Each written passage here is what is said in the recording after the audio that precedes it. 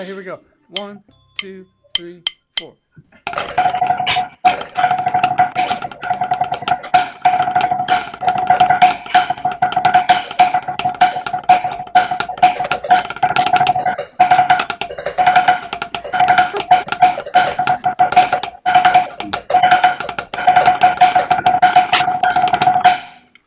Ben, we ended together, I think. That was cool. That's funny. I thought whoever finished first won. That's right. That's the game I was playing. Yeah, I did not win in that case, though. Oh, no, we might have lost Jade. Well, that was Wilcoxin number 4, everybody, because it's his birthday, and we're recording. Well, we're recording on November 7th. We're releasing November 26th. And yeah, it happens to be Wilcoxin's birthday today in history. So this is episode 261 of Percussion Podcast. I'm Casey Cangelosi, and with me as usual, we got some of the regulars. Ben Charles, how's it going? Good, well, how are you, Casey? How's that Caprice going, buddy? Caprice? Oh, I played it in studio class a week ago, and it went well. Did you get the performance rights from the composer and publisher to do that? I did, yeah. You did. I like that. That's if anyone wondering what we're talking about, that's Casey's piece Caprice for xylophone and piccolo, and it's really fun, and it's reminding me how difficult the xylophone is. Oh, cool. Thanks, buddy. And Karli Viña is also here. Hey, Karli. Yeah, hey Casey. How's it going? Just fine. That was some good Wilcoxin number 4 over there. Do you use Wilcox for your students? Yeah, I do some. I tend to lean towards Pratt, though. That's a whole other thing. I do more Pratt. I think I probably do more Pratt because it appears places, but I really enjoy something we do like between lessons. I'm going over with one student, and I'll kind of open the door so that the next student knows, hey, we're ready, just come on in. And of course, this is prior to COVID. We don't get to have this much fun anymore. But my next student will come in. I'll say, hey, let's sight read some Pratt or some Wilcox. And I like the Wilcoxes because they're so short and they're always super symmetrical, and they're easier to play games with. So it's very easy to okay, let's play this Wilcoxen. I'm just going to start in the second bar. You start in the first bar. This other person start in the third bar. So you can easily make a canon out of them. And then it's really fun when you play with pads like we were just doing. So, of course, you can hear each other talking. It's really fun to make a game where okay, we're going to trade every 2 bars, but while you're playing, you have to call on the next person. So I'll be playing the first 2 bars, and while I'm playing that, I have to call out, Manny, you're going next. And then Manny has to pick it up. So you have to execute saying it in time, and then you have to execute picking it up. And yeah, we think that's really fun. And then we were actually so in sync that we crashed Jade's Zoom. It was that good. It was that in the pocket. Yeah. No, what else is good in the Wilcoxen? I like the stuff in the beginning of the Rudimental Swing Solos book that were all the variations on the different rudiments. That stuff is super cool. Yeah, for sure. Karli, did you want to tell us anything about Wilcoxen since it's the news for today? I don't remember. Yeah, this is the most relevant news that we've had in weeks, I think. As Casey said, Charlie Wilcoxen was born in Ohio. The town is Coshocton, which I've never heard of. Anybody ever hear of Coshocton, Ohio? Yeah, I'm not sure about that one. On November 26, 1894. Hard to believe it was that long ago. And the story about Wilcoxen is that he loved drumming from a very, very early age, and he was playing on homemade drums, whatever he had on hand. He delivered newspapers, did deliveries for a furniture store, and also did farm work to be able to buy his first drum set. And at the age of 8, he started playing in a local movie house. So imagine that. Little 8-year-old playing, and he started teaching. He had his first student when he was 12 years old, and at 14 he started playing a vaudeville show called Spring Maid, and then he ended up playing at the Palace in Cleveland, Ohio from 1922 to 1933. So after all that, he opened a drum shop and a studio where he taught a lot of lessons and also made custom drumsticks. And his teaching inspired so many of the books that he wrote, which, they're really popular. All-American Drummer, The Modern Rudimental Swing Solos, Wrist and Finger Control, Drummer on Parade, and a couple others. The Junior Drummer, Rolling in Rhythm. There's one called Drumming plus Humming a Tune. I don't know that one, actually. And then he wrote, individual solos, too. Anybody know this one, Drumming plus Humming a Tune? No. I'm very curious about it. I just read about it. I haven't had time to look it up, but I wonder if the drummer has to hum a tune. I wonder if the tunes are there. We're supposed to whistle or something. I can't imagine. So anyway, it's Cool. our release date, November 26th, is Charlie Wilcoxon's birthday. So happy birthday. Awesome. Yeah. Thanks a lot, Karli. Well, it's a supporters roundtable, so we're here again for the second ever roundtable, and back again. Jade Hales is here. How's it going, Jade? Great. Glad to be back. You're back. Your shelves behind you, and the brick looks exactly like my old office. Like Oh, yeah. I thought you were in my old office. No, still in order. Yeah. Manny Trevino's here. Hey, how's it going, everybody? How you doing, Manny? Doing all right. Doing all right. Glad to be here with you, you fine people. Cool. Yeah. Good to have you. And Jorge Mujica's here. Hey, Jorge. Yo, what's up? How's it going, guys? Good to see you. And we have a new roundtabler. It's back on the show for his second appearance. He was here. It was the PAS Ed Committee, I believe, and it's Christopher Dandeles. Hey, Chris, how's it going? Hey, doing well. How about you guys? Very good, very good. Chris, you're music faculty at, it's called, I wrote it down. It's is it pronounced Wabanese Valley High School? Wabanzi Valley. Wabanesi Valley. And what do you do? I'm a music teacher. I teach band and a lot of percussion. I also teach a lot of the brass players as well. So Cool. we have a nice little setup where we've got 3 band directors kind of tag teaming everything. Awesome. And are you all tag teaming a lot during COVID? Is it? Yeah, that's actually been very isolating. So I work together a lot with the other full-time colleague I have, and we're really blessed that we have this situation where we can pull kids out of each other's bands and work with them in small groups. Very much like how a lot of middle schools do it. Yeah. So we're able to continue that through high school, and it's not quite private lessons, but we can really kind of identify and work with kids on some really individual stuff. Yep. Do you get to do some in person? I see you've got your setup. We have not been in person at all this year, except for a little bit for marching band. Yeah,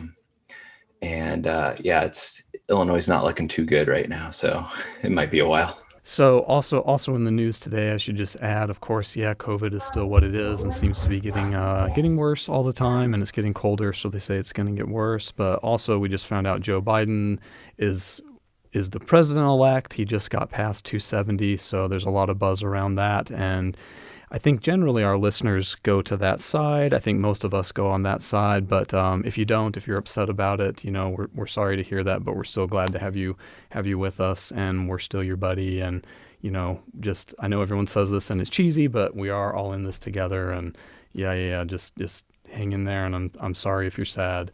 So, gosh, that's what's happening today. And Ben, I think you're gonna lead this one for us. Yeah, so Casey found an article talking about MOOCs, which stands for Massive Online Open Courses. And the couple of articles that Casey found were really focused specifically on copyright issues with those.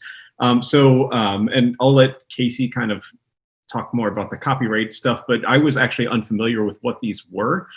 So I wanted to just sort of share my findings as to what they were in the first place. So basically, this is somewhere between the service masterclass where you can sign up and take cooking classes from Gordon Ramsay. It's somewhere between that and online college, where you can do these courses, and many of them, if you complete the course, you can get some sort of certificate. It's obviously not a college diploma, but now there's talk of maybe turning some of these into things for college credit. There was actually a vote on this in California a few years ago, and the University of California system sharply opposed it. They thought it would basically cheapen education to where you were selling out undergraduate courses to the lowest bidder, to the highest bidder. And I just did a little more research on this and found that the average completion rate of these courses is actually approximately 15%, and in some cases possibly as low as 3%. So just to give you an example, there was a bioelectricity course in 2012 offered by Duke University. It had 12,725 students enroll in it. Only 7,761 ever watched a single video. only 3,658 ever even attempted a quiz, and only 345 attempted the final. And in the end, only 313 actually passed the class. So that's, 313 out of 12,000 is not that many. So there's, debates about the efficacy of these classes, but it is true that they can provide better access to higher education, they can reduce the financial barriers to education, and they can offer a more flexible schedule. Some of the issues, especially related to music courses, come from copyright issues, where obviously if you're playing a musical example from a recording, if I were to walk into my music appreciation class that I teach and play something that I had the rights to just for personal listening, for a class of 15 people, it would probably be fine. But if all of a sudden I'm broadcasting it online to 10,000 people, we get into some problems. And so I just wanted to review and share a few different MOOCs, some of which I was somewhat familiar with, but mostly I was not. So one of the first big name ones is this one right here called Khan Academy. Oh, yeah. And Khan Academy is mostly focused on primary and secondary education, not college education. You can see their course offerings here. We've got like math, pre-K to 8th grade, high school and college math, a little bit of AP stuff here, but and there's very little. I think I saw somewhere in here there was some sort of music offering, but this is obviously aimed at like grade school kids. But getting onto the music side of things, I actually, a while back, I started getting these Facebook ads for something called tone-based piano. And I'm not sure if this actually qualifies as an MOOC. It seems somewhere more like a subscription service, kind of like Masterclass, but you can see there's all sorts of, this is for pianists, there's all sorts of piano repertoire on here.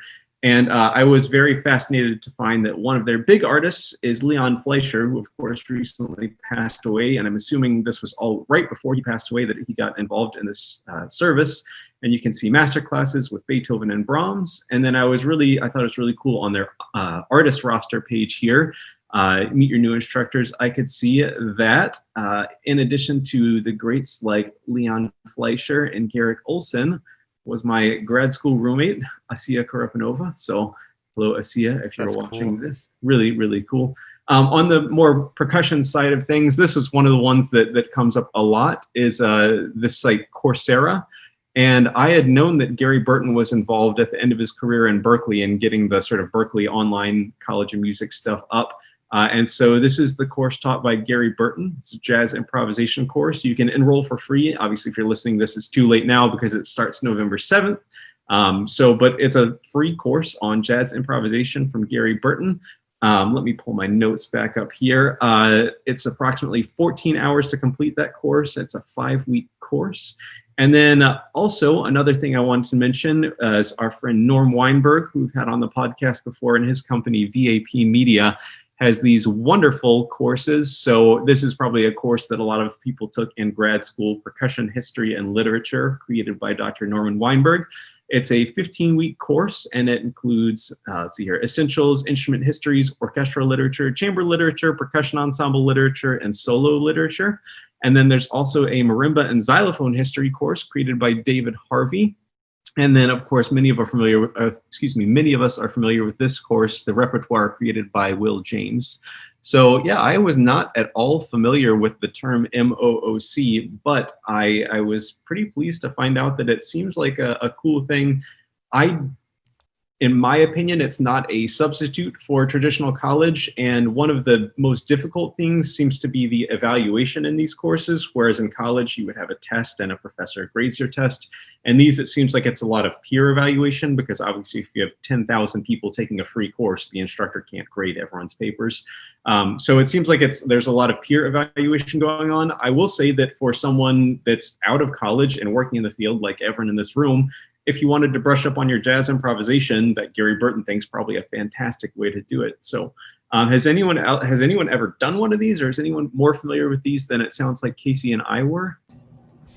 Well, I've done a master class before, just because I was interested in something, but there was no evaluation or credit at the end. But so just to be clear, you're talking about that actual service. The series master class, yeah. What did you do yourself? Was it a music one or just? Oh, it was a music one. I think it was Hans Zimmer maybe, and I looked at one of the other ones too, one of the music production ones. And so there's obviously with online things, there's different formats. The one that you did, was it? It seems like a lot of these are like a series of videos that you watch. Was that your experience? Yeah, so there was a series of videos, and then there was a workbook that came with it where there were little projects you could do along the way, and you could upload some of your projects. There's kind of like a shared hub where you can upload some of your projects, and on occasion, the teacher for the course might grab some examples and kind of demonstrate some things that he or she noticed about them. I poked around on yeah. Thanks so much, Ben, for the thorough explanation of just what they are.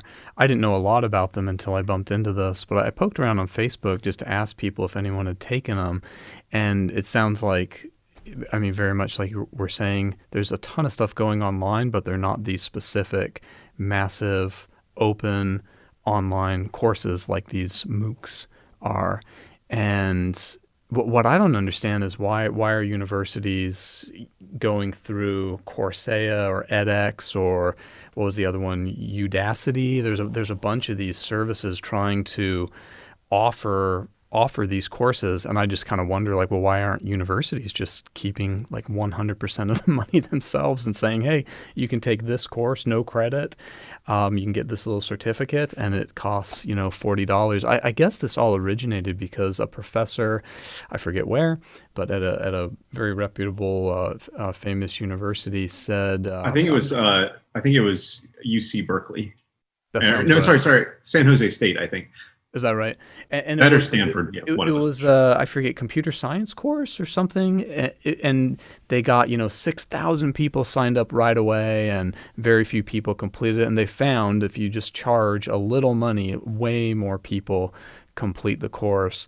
So it's weird. Why would the universities want to go through this service? But the article we're talking about is questioning the copyright issues with this course. So if real quick, sorry to interject, but if I could go back to your previous statement, I think a lot of it might have to do with dissemination of information. So, for example, every university uses something like Blackboard or Canvas. We don't all make our own LMS to put content out there. So I think it might have to do more with that than anything else. But sorry, just the infrastructure of delivery. Yeah.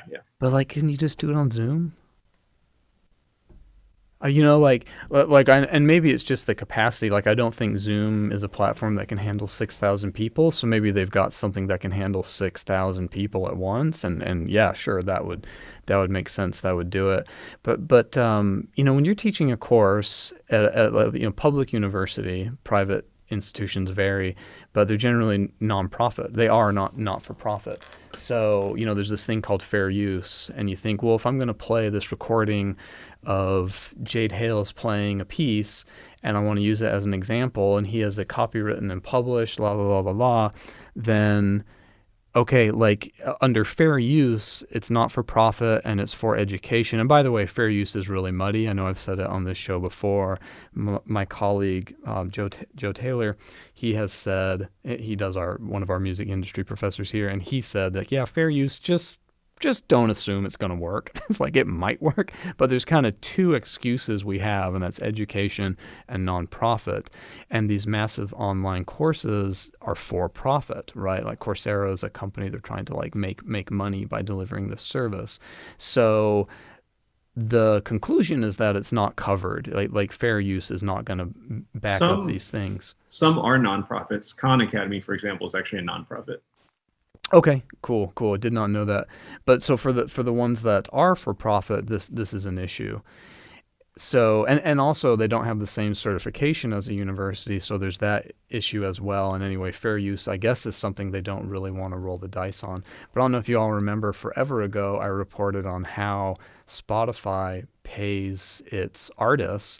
And it's kind of interesting, well, if I stream one track, that's one listener, one track. But to use the example they used, if you run a gym and you're streaming a Spotify list, well, lots and lots of people are listening to that one track, and it's no longer a one-to-one correspondence. So it's impossible to try to pay out fairly the weight that one track is carrying. And Ben, you mentioned something about what the California folks are saying, and I grabbed a little quote from the article. And let's see, it just says, quote from this article on New Music Box by Ellen McSweeney, and the article is called Music, MOOCs, and Copyright, Digital Dilemmas for Schools of Music. So, quote, MOOCs also raise concerns about attempting to replace or devalue real live university professors. California legislators recently rejected a controversial bill which would have outsourced some entry-level state university courses to for-profit companies like Coursera and Udacity. The bill was uniformly opposed by professors in the California State University system. I don't know. Ben and I have talked a lot. Anybody have any thoughts? Jade, you could have done your whole education online. Are you bummed out? Not really, because I mean, there's something to be said for like in person, of course, but I do think that services like Masterclass, Udemy, and like Skillshare are super valuable to learn skills that I wouldn't have had the opportunity to, or it might not be in my like coursework. I know I learned how to use like the Adobe suite, and now I can kind of sort of edit video and audio together. I didn't learn that in school. I had to like go out, find a service, find someone that's kind of qualified, or you can just Google it. But I found that the service was really helpful. So I can see how these MOOCs could be helpful, but I don't think they're replacements. I saw just the offerings on Coursera, and I looked in arts and humanities, and man, I was about to sign up. There were some really cool looking courses. Like, I was excited to think, whoa, like MoMA, the Museum of Modern Art, offers all these courses. There's a Beethoven piano sonata lecture course. Just like, man, all this cool stuff. Yeah, Chris, what do you got? Oh, I was just going to say, maybe 10 years ago, I remember having assistant principals start talking about, we're not in the business of really delivering content anymore. We're really trying to get students to use it and apply it. And I feel like this is a great way to get content or be exposed to something you didn't know a lot about before. It's kind of a general survey course maybe, but there's no way to have a conversation with somebody or apply it or get new ideas outside of how your own brain is interpreting it. So, I don't think there's necessarily a place in college for it, other than maybe some of the remedial stuff that maybe if you didn't come in strong in music theory, you go take the survey MOOC that, is recommended, and then you come in and start applying, music theory or music history. But I think it's what we do with the content that's important, and you just can't do that in a group of 1,000 or 35,000 people. For sure. Yeah, actually, a really close follow-up to what Chris just said. One of the things I read, one of the criticisms of this is that it said that studies have shown, and don't quote me on this because but studies have shown that students actually don't remember course content generally. What they remember are the critical thinking skills that they used in that course. So if you think back to your high school government class that you took, you probably don't remember what happened exactly in government in the year 1817, but you do remember the analytical thinking skills that you used to apply, things regarding 1817. So it's really interesting you bring up that point. Tchaikovsky wrote that overture, 1817. Yeah. That's I remember. DMA. Has the cannons in it. Well, what came to mind when I'm thinking about all this is, online classes, I don't know how it is at all of your institutions, but it's pretty common for like gen ed classes for my students. And I always ask them because I'm curious. I never took any online classes. It wasn't a thing when I was in school, and for good reason, especially music. But I asked them, like, do you like that? I mean, they basically, they're working through the content on their own, read this article, then maybe watch or listen to this video, and then take this quiz and complete this assignment and participate in discussion, and everything's just built into the course. You have to stay on track like week to week. And I asked that, like, do you retain what you learn? How do you like it? And most of my students like it. Every once in a while somebody will say, like, no, like I don't feel like I'm really getting it. I don't have the interaction with the teacher. I don't feel like I can get all my questions answered. But what do y'all think about this? Have you taken like online university classes, or anybody teach an online university class? Yeah, it's funny you said that, because I've just started my second master's, and it's an online version, and it's kind of at your own pace in the sense that during that week, you get to decide when you're going to go through all the content. But that week, I have to turn in some assignments and projects and whatnot. So it is. What is the master's degree in? This is in educational leadership. So it's a teaching master's. My first master's was in music. So yeah, so it's interesting because I like that I can pace it on my own. I'm not committed to like every single Tuesday night going, and doing, going to a lecture necessarily, especially because I have random concerts all the time and things going on. So I get to pick during that week when I'm going to do the work, but it's also super hard because you feel isolated. We collaborate through Canvas, but it's not the same as having a conversation, even on Zoom. So there's a lot of really good stuff, but it is hard. And I can see why in a massive anonymous class, it would be a huge dropout rate. Well, and I hear kids in the background, so I imagine it's like, well, even if it's not ideal, if the alternative is to not have it at all, I mean, yeah, of course this is the right idea, right? Yeah, it's starting to, like, the only thing I wonder, we have like the Great Courses series that's been around forever, and they're pretty expensive, and you just watch them and there's no homework or whatever. But I kind of wonder, like, yeah, if you don't get to interact with the professor, why aren't they just recording their lectures and you just watch the same class over and over? I do get a lot of feedback from the professor too. So that there is that I get the collaborative element. It's just asynchronous. It's whenever they get around to grading it and sending it to me, etc. So. But that is just online course. Like there's not that many people in the course, right? Yeah, so that's what I'm wondering. Like, I wonder, if you had 3,000 people in a course, you don't get that interaction. Why don't we just pre-record the lectures like Great Courses and have them, watch them. I had a question I'd like to ask, especially to our public school educators here. And that is, in the university setting, one of the things that they just hammer into us is the idea of in-class interaction. That's what's so valuable about, like, literally going to college, as in physically going somewhere. And so, for example, if someone asks a question, like, you don't think about this, but if someone asks a question in class, the entire class hears the question and your answer, and that's not an interaction that you will ever get from pre-recording lectures or putting text online, something like that. And so they're always, like, encouraging us, like, using discussion boards and things, which could work for a history class. But if you're teaching music in some sort of online setting, like I'm imagining, like you guys were in the end of last school year, how did you go as far as to use the word force? How did you force student interaction teaching music online during the online teaching? I'll go. Yes. I mean, I wouldn't say force. You can't force it, but once in a while you would push it. Now, a lot of the times, I mean, at least once a week, still to this day, I'm like just talking to myself, like teaching myself I see myself in the recording, and it's like, and I understand it. I get it. Like, I know these are hard times, so I'm not gonna force and push my kids to do it. But it is once in a while. I'll say what I mean. I guess I'm here once again, Mr. Mujica, just talking to myself, just teaching myself. It's all cool. Like, all right, I will push. Like, can somebody give me a thumbs up, or can you all type ready when you're ready on the tab? And then we have other days where they're feeling talkative, and then those other days are like, you know what? I don't think they feel like warming up or playing today.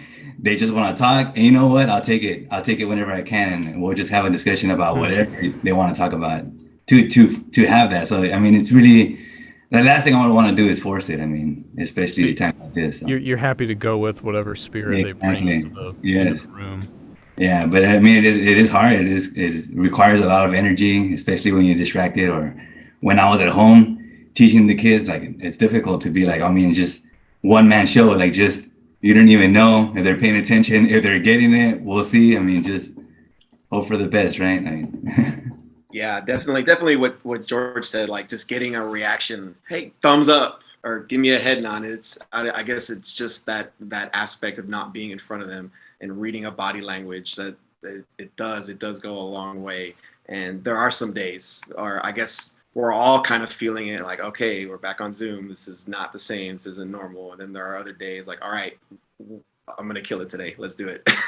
It's like a roller coaster. It's always up and down. It's always strange, but just trying to just at the end of the day, just encouraging the kids, encouraging, hey, I know it's not the best, it's not ideal, but we still have to put some work in.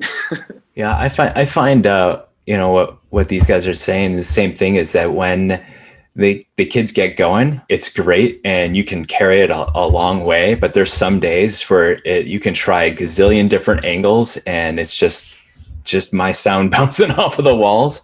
Yeah. But if you can find something that's like relevant and topical at the moment, that's going to get a reaction, if you can get like one or two kids going, then others will start to warm up and get more comfortable. But I like to say it's like a dog and pony show. It's just like entertaining them until they jump in, you know?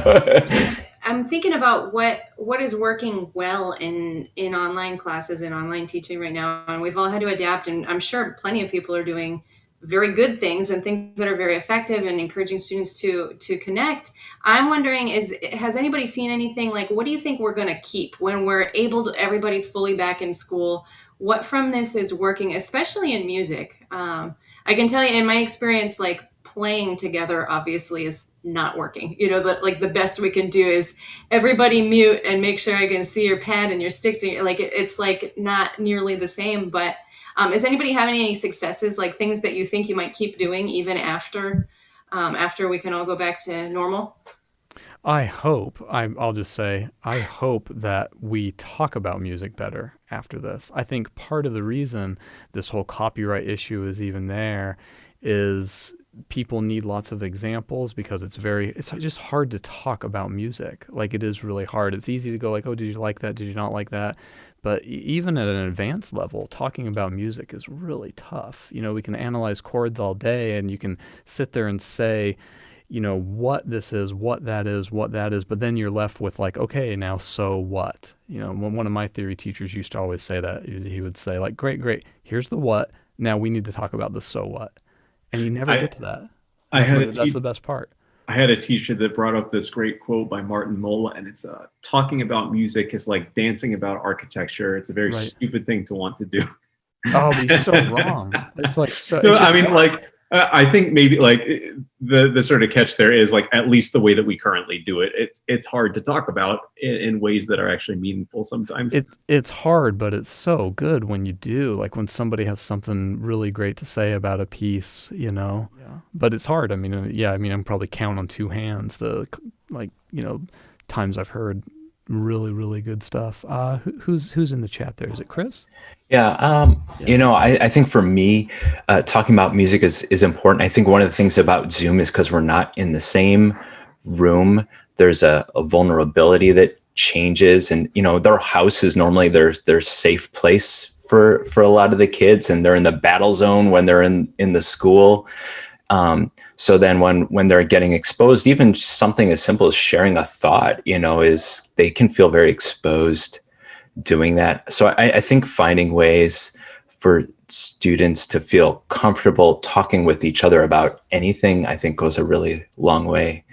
But for me, something I'd like to keep is, you know, kids are turning in recordings and they're recording themselves, and just they're having to learn really quickly how to do that well. And then the idea of going back and like, that recording didn't go well, you should probably do it again because I only get one chance to listen to it. So they, you know, there's not multiple tries in front of me. They really got to do that, you know, on their own in their own time. And I'm hoping that's something that can continue in the idea of just, you know, basic music production. They're starting to learn that and get better at that. So I like to see that continue, and the creativity that goes along with that too.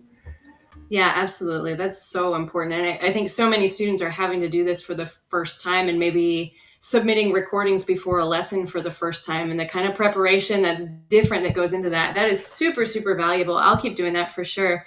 And one other thing I've experienced is like, you know, say in studio class, we're doing some score study, we're looking at some Mozart, and it's so easy to just share the screen and like, here's the score, here's the part, here's the recording. We're going to listen. Like, how long do you think this note should be? When do we muffle here? And it's like, it's easier than it would be if we were all in the same room, like sharing a couple copies of the score, you know, so things like that, like integrating technologies is great. And I'll keep doing that in any way that I can. So I've had a lot of success with that. What about you all? Anything else? Yeah, I find like I would continue like answering your question.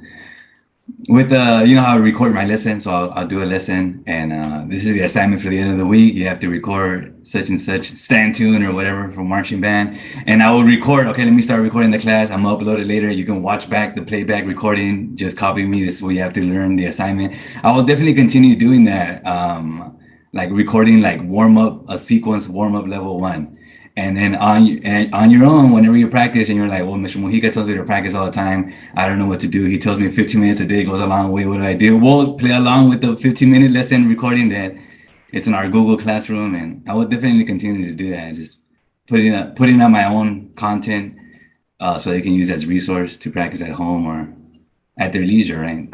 I'm curious if you guys had any like successful Zoom performances, because the group here did a collaboration with the University of Toronto Percussion Ensemble, which is something that you wouldn't really be able to do without, Zoom.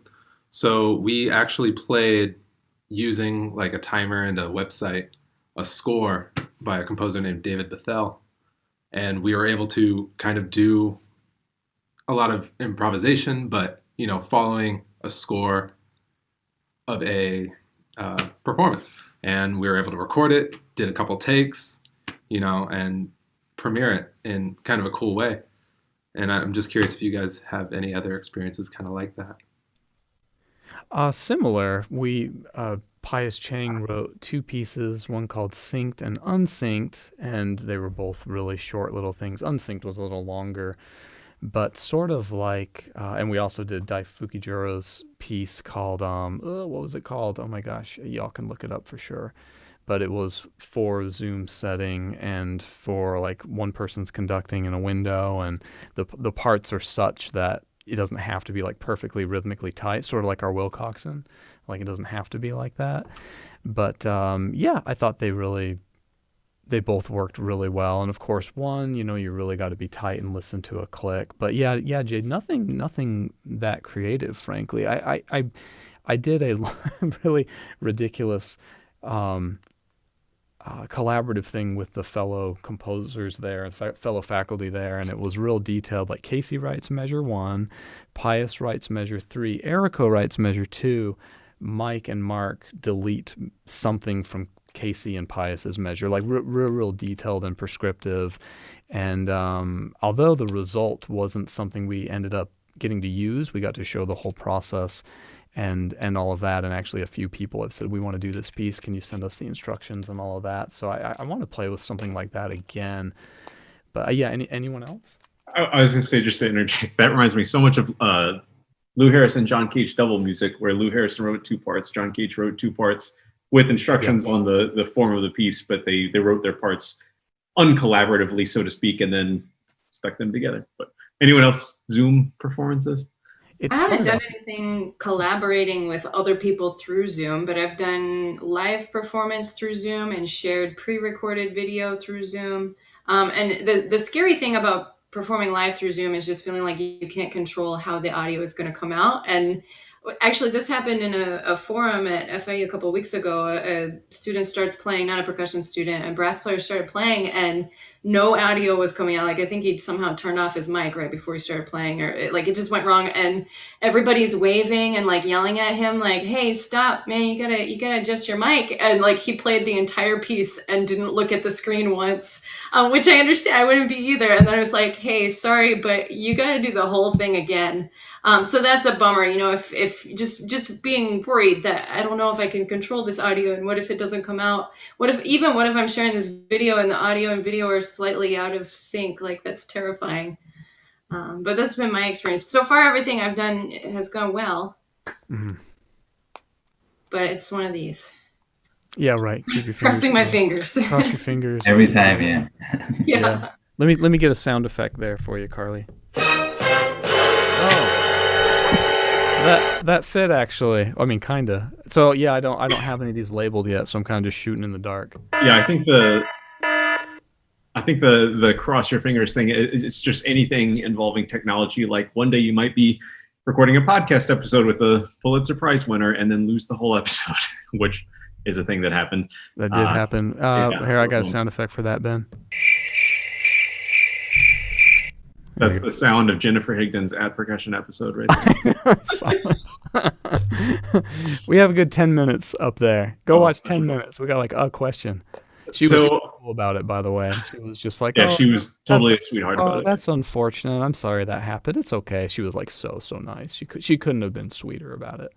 So to get back to the, I don't know if this is actually a thing. The MOOCs, I'm going to say MOOCs. I think that sounds like a thing people probably say. To get back to the MOOCs for a second, these massive online open courses. So what we've been talking about is sort of like university or public school Zoom teaching online, which is similar but not exactly the same as MOOCs, obviously. But I just like had a sort of maybe closing thought on this. And so Elon Musk has said many controversial and maybe stupid things in the past several years. But one of the things that Elon Musk recently said that broke headlines was college is basically for fun and not for learning, which is ironic because many jobs at SpaceX have a college degree as a requirement.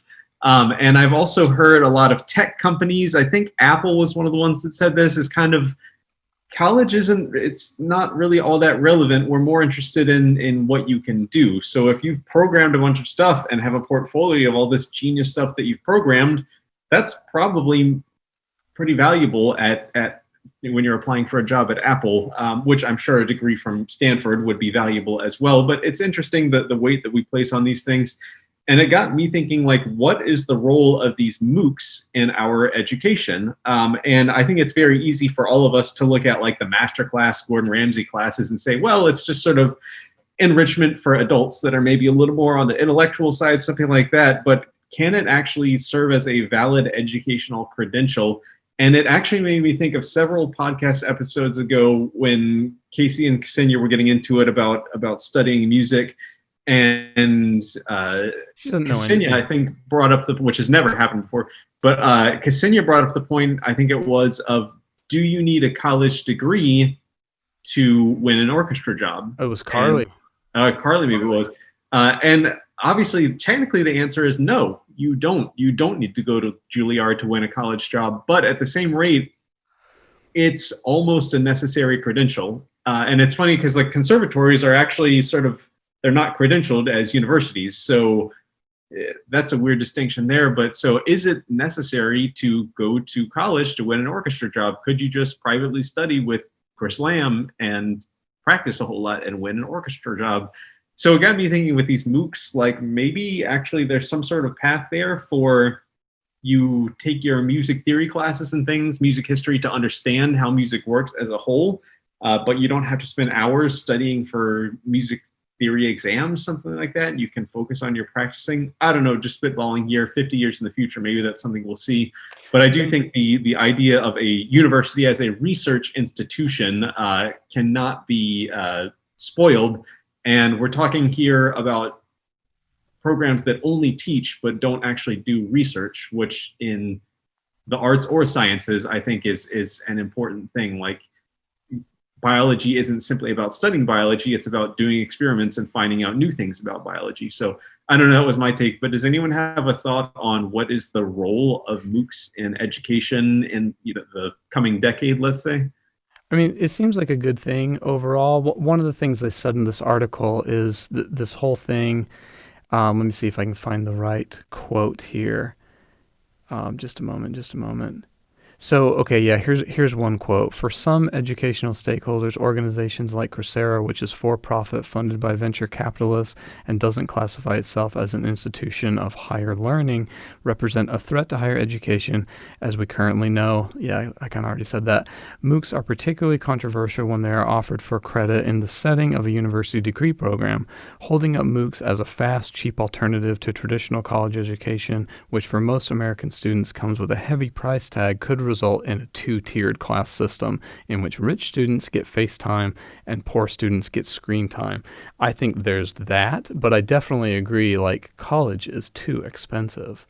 it's like way too expensive. And speaking of the capitalist interest in this, I think it's really weird that there is a copyright issue with, say, the thing they mentioned is iTunes lists at all. Like, why is that even an issue? So you don't stream the track to 1,000 people. You do what I do in Percussion Lit. You say, hey, here are the MP3s you'll need to get for this class. You need to buy them. You know, they're $1 each max. So you have a playlist of so many, or by the way, they're all free on Naxos in our library. You can do it that way. You can buy them. You can pay for them via YouTube, your YouTube music subscription, through your Spotify subscription. So everyone's getting compensated. If all 6,000 students in the class paid for those tracks, well, yeah, iTunes is getting the revenue and the artists are getting their trickle-down revenue as they should. So it's really weird to me that they don't just do that. Like, why are they saying, no, we want to hold, like, we want it to go through us? And as you know, the more middlemen you put in between the artist and the person listening, the less money the person who created it is getting, and probably the more money the person listening is paying.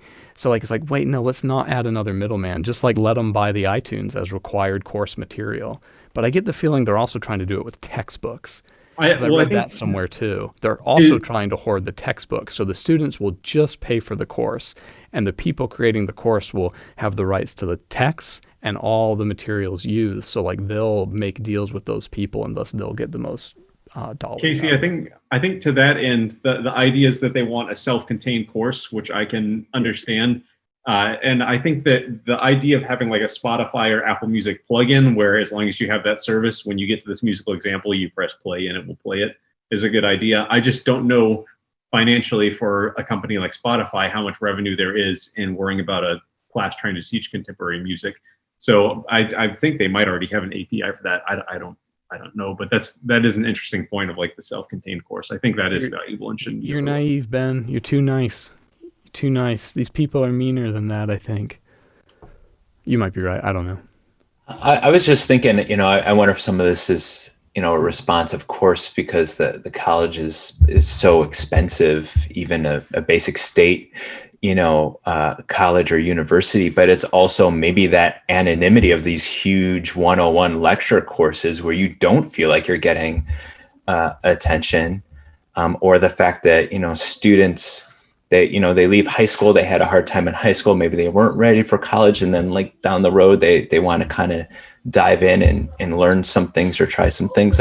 I think there's definitely a huge response there, and I think that the copyright issue it's complicated even in our classrooms. I mean, how many times do we hear about, especially in the music world, copyright? Is it every convention I've ever been to, there's been sessions on copyright, and rightfully so. It's complicated. We want to make sure people are, be able to make a living on their work. But at the end of the day, I think when it comes to learning, I think one thing I struggle with is when I've got 250 some kids and I want to get material to them, there's an understanding I can photocopy some parts so we can play the piece and I don't have to buy it 4 times. I think there has to be some understanding that comes with that. And maybe there should be some kind of, if there's a Spotify or something like that, there needs to be like you're using this for a college course and it's a little extra, but then there's an understanding it's going to be shared with a bunch of people.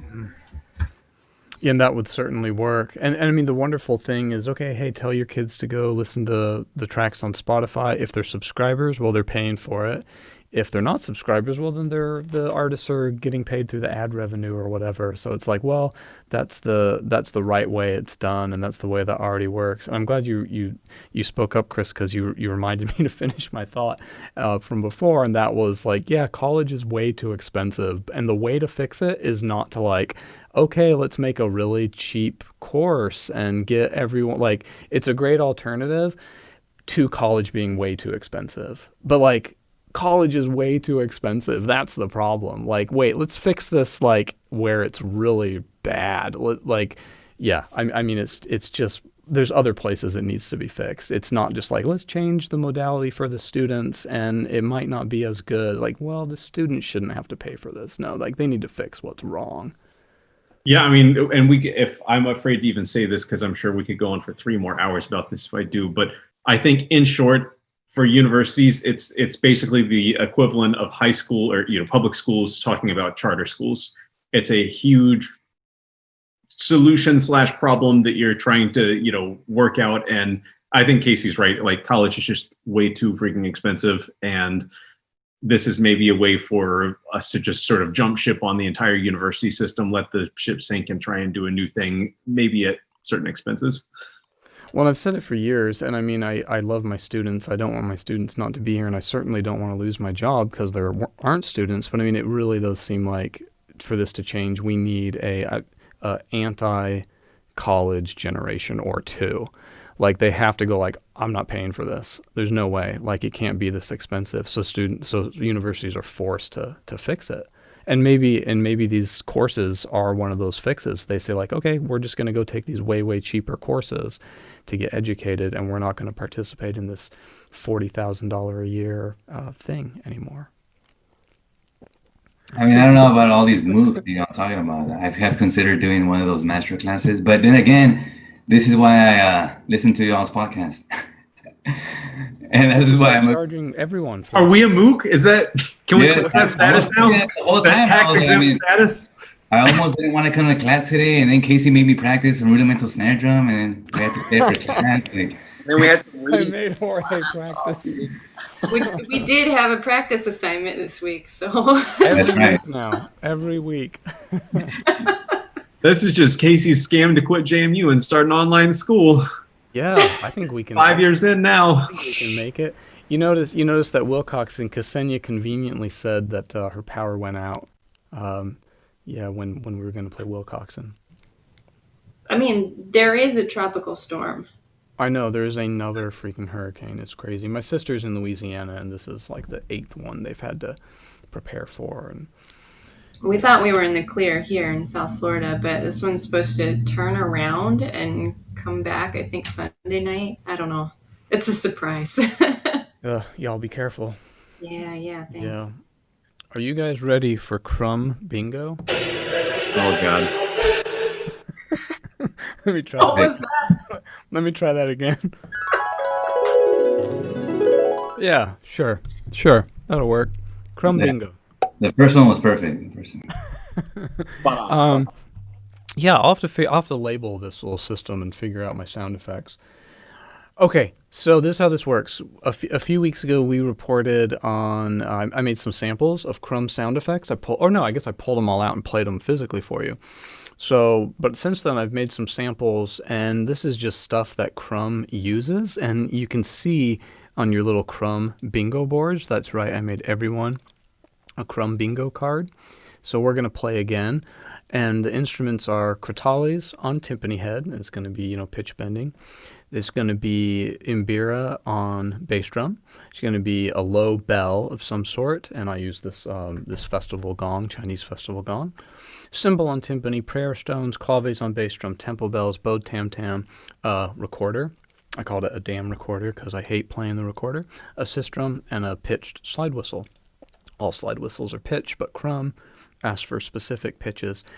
And first I thought what I would do is play for you all the sounds in their original, just the original samples, so we get a sense of what they should sound like. And then the theme for Crumb Bingo today is pitch bending. So let's listen to them in their original form first. Let's see, so this file, here we go, this file is called Crumb Samples Clean. So let me screen share. Optimize for sound. So here they are clean. Hopefully I recognize all of these. That's the imbira on bass drum. You can't really tell it on bass drum. It's on bass drum. That's the recorder. That's claves on bass drum.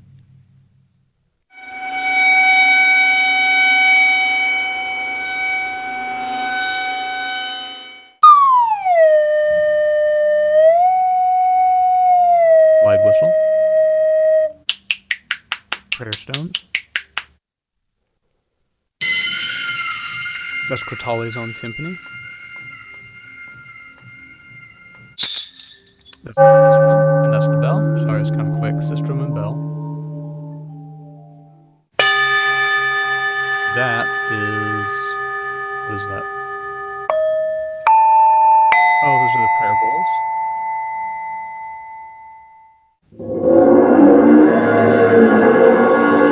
Symbol on timpani.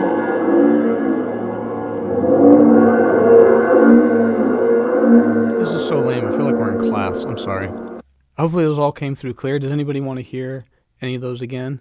Ben, you take games pretty seriously. You okay? I think I'm good. I gotta say, I got a recorder gig for you after this. Yeah, it's gonna be about as good as your violin playing. My violin playing is excellent. Thank you very much. I have a DMA from the University of Miami Frost School of Music. Just a minute. I can't find you guys. Why can't I find y'all? Ben, stop telling people that. You're Cheapening Karli's degree. You're devaluing the degree right in front of Karli. Okay, so here it is with effects, and now we're going to start playing bingo. So if you get bingo, you win a prize. And the theme is pitch changes. So all I did was mess with some kind of pitch changing on it. So here you go.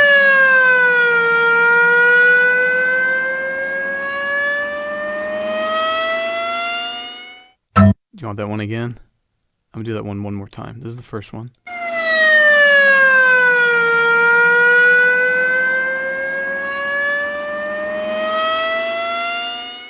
Okay, and second.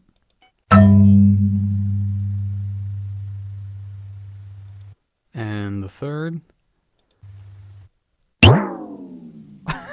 This is hard. That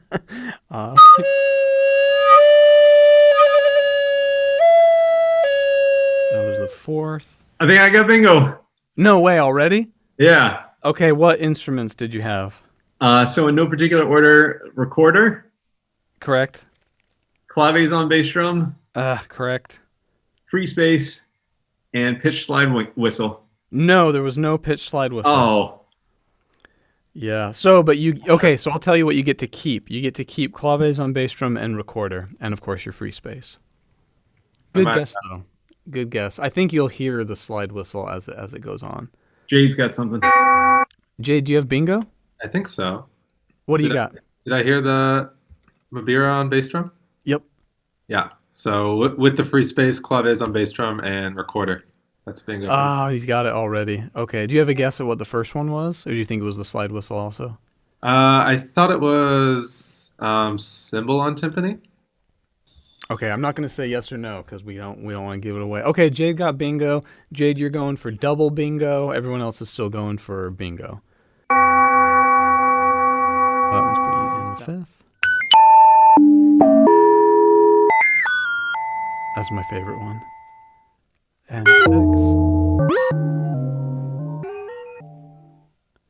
six. I think I got bingo. Was that Chris? Yeah. Okay, what do you got? So I have two free spaces on this one, but I heard, I'm guessing it was pitch, slide whistle, and Mbira on bass drum. You definitely got the Mbira. No pitch slide whistle yet. Not yet. No pitch slide whistle yet. Yeah.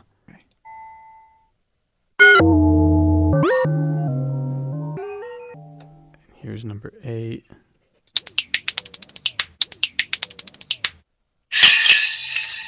That's 9. Oh, that one sounded about the same.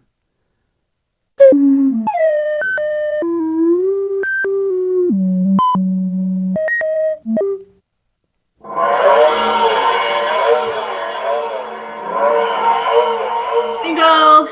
And that's all of them. I think I got bingo too. Okay, yeah, everyone probably got, Jorge, you first. Claves on bass drum, Dan recorder, free space, and cymbal on timpani. Yeah, of course. Yeah, you got it. Jade, any double bingo? Probably, but I gave up. You're not taking this seriously? And Karli, yeah, you obviously got it. Yep, that was all of them. So that was your Crumb bingo for the day. Wait, can you go back into the file, play them all through Sure. and tell us what they all were? You bet. I'm honored you want me to do that, actually. It's an honor. I'm like really glad. Yeah, Hey. sure. So, okay. So from the beginning, the first one was bowed gong with my DAW has this thing called elastic pitch changer where you can kind of just draw the pitch up or down, and it doesn't affect the length very, very much. It has to affect it a little bit, but it's pretty wild how easy it is. So that's bowed gong. Imbira, which you all got, that didn't sound too different. Claves on bass drum, just a quick gliss.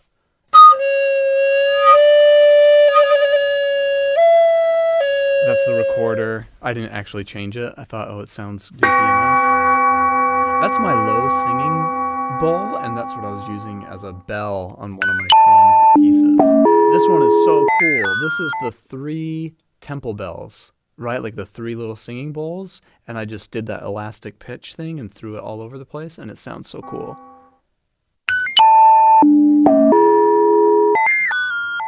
Yeah, it really hides the impact of them and really amplifies the pitch. That's my gong doing the same thing. That's the prayer stones. That one's super cool, the prayer stones. That's the sistrum, just slowed down a bit. That's crotales on timpani.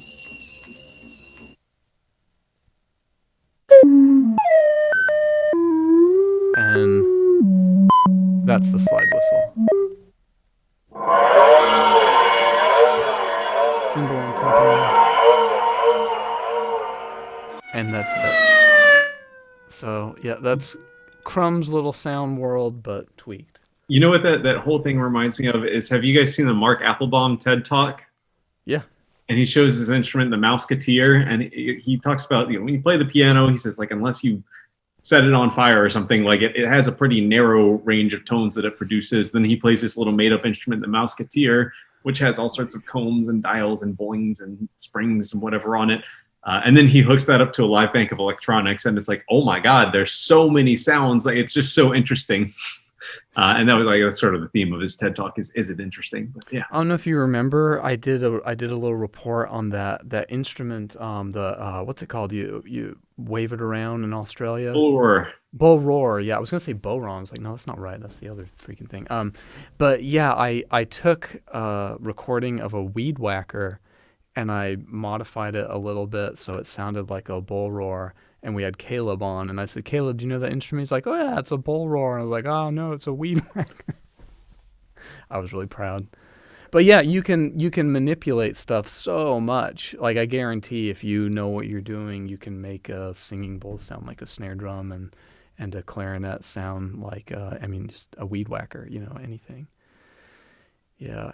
Hey, well, you all, thanks so much for coming on again, and yeah, hope to see you on the next one. We'll try to do the next one without such a big gap in between. And yeah, Jorge, Manny, Jade, Chris, Karli, Ben, and Ksenija, we'll see you next time. We hope your power's back on, and yeah, the hurricane isn't hitting you. So cool. All right, thanks everybody. We'll see you on 262. Bye.